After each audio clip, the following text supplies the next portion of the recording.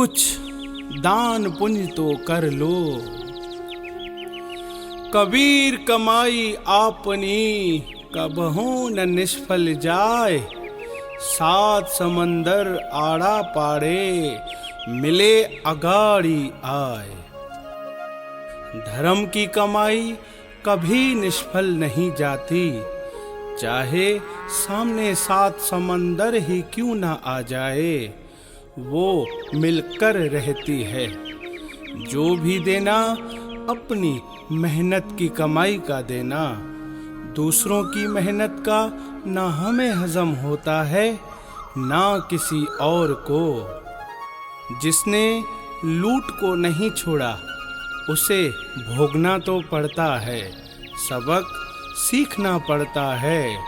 कुछ लोग बातों से सीख जाते हैं और जो बातों से नहीं सीखते उन्हें सिखाने के लिए ईश्वर को दूसरे रास्ते अपनाने पड़ते हैं। प्रेम से बोलिए जय समाधा।